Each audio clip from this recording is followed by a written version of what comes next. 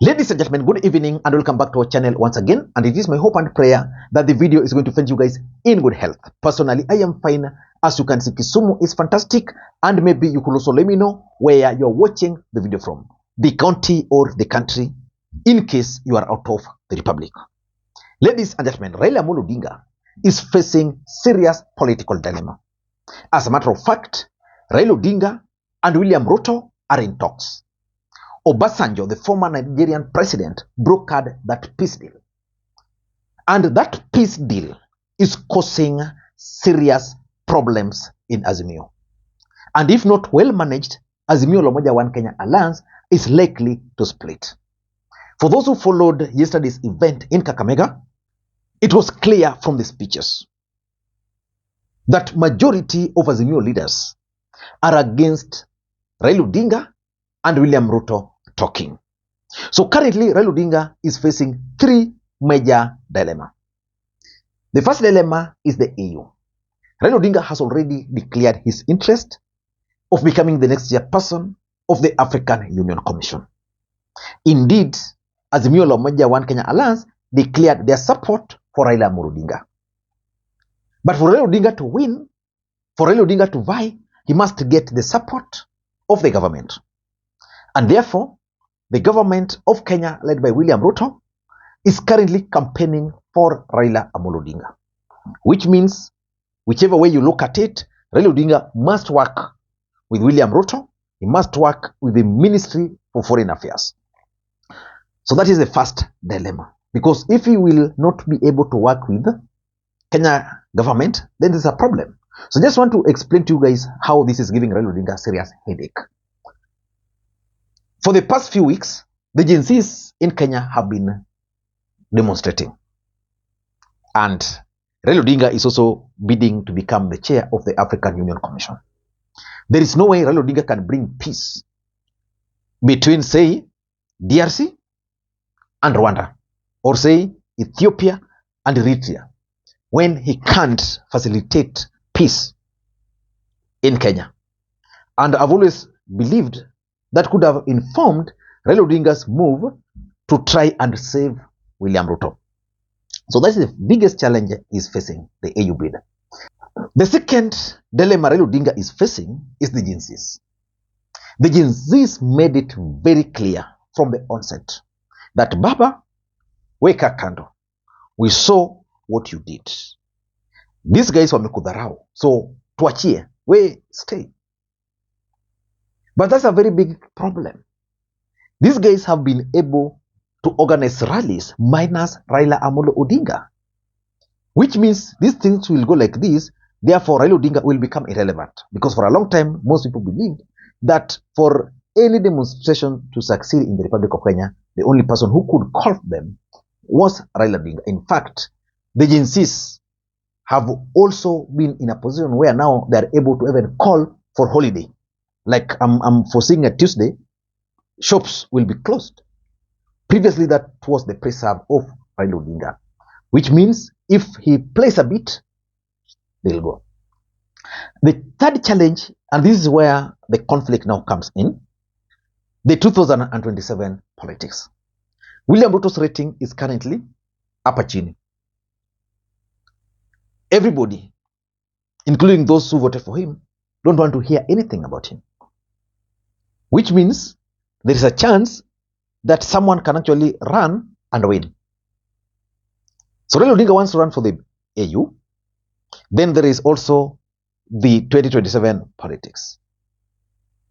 For him to run in AU, it means he must work with William Ruto. For him to win the support of the Gen Zs, which are leading rebellion against William Ruto, he must support them, which means he must break ranks with William Ruto. And that is the situation Raila Odinga is finding himself in. Whether to work with Ruto or not to work with Ruto.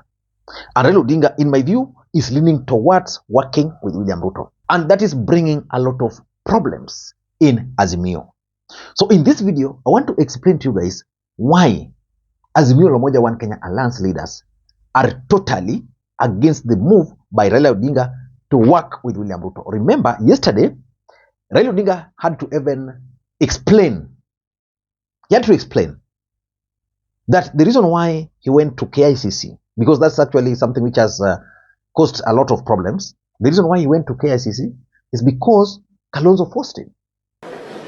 Juzi wakanitumia mimi ujumbe ya kwamba ile ripoti ya IBC ambayo imepitishwa na bunge itarekewa sahihi na Bwana Ruto, na wanataka mimi kama co-principal niwe pale.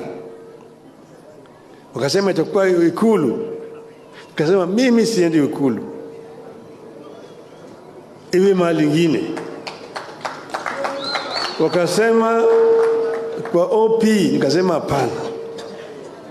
Mwishowe wakasema KICC, nikasema hapo sawa, nitakuja. Nikampigia Kalonzo simu, nikamwambia Kalonzo, wanataka mimi niende, lakini wewe ndio uliongoza timu yetu, wewe na Wandae muende na mimi nikae kando. Kalonzo akasema mpaka wewe ukuje, mimi nikae kando. But why is it that Azimio leaders are opposed to Raila Odinga's moves?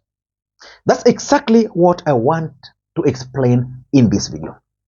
But before you do that, for those who are watching this channel for the first time, please take a second or two, click that subscribe button so that next time we produce a video like this, YouTube will automatically notify you.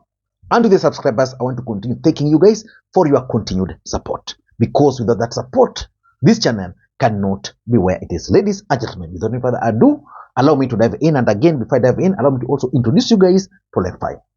Lemfi is a mobile money transfer app for users in the UK, Canada, and the United States of America to send money to Kenya. They offer the best exchange rates, and the money will be delivered instantly into your M-Pesa account, Airtel Money account, and if you want, directly into your bank account. You can use the link in the pinned comment to download the app. Ladies and gentlemen, let us dive in. Let me go straight to the point. Why do you think Azimio leaders are opposed to the move by Raila Odinga to work with William Ruto? Number one, there is a strong feeling in Azimio that working with William Ruto is a betrayal on the face of Raila Odinga supporters, on the face of Azimio supporters, on the face of those who lost their lives during Azimio protest. Those who lost their lives recently during the Gen Z protest. In fact, most Kenyans are wondering, why would Raila Odinga go and greet William Ruto, a man who is being accused of eliminating his supporters? That is what is making Azimio supporters very angry. Number one. Number two, there's also a very strong fear in Azimio. I think I've explained this a bit. That if they joke a bit, then the Gen Zs will run away with their support base. That they are going to be swept away. And it's not a joke. Because right now, the Gen Zs are able to dictate narratives. They are able to put demands on the table, and William Ruto is heeding to them. Do you think it's easy for William Ruto just to wake up one day and fire his cabinet? It's not easy, but the Gen Zs made it possible. If the Gen Zs wants to dump Raila Odinga today and Azimio, they can do it. The Right Honorable Raila Odinga will be coming to talk to you. And I spoke to him on my way here, and he sends his greetings ahead of his coming.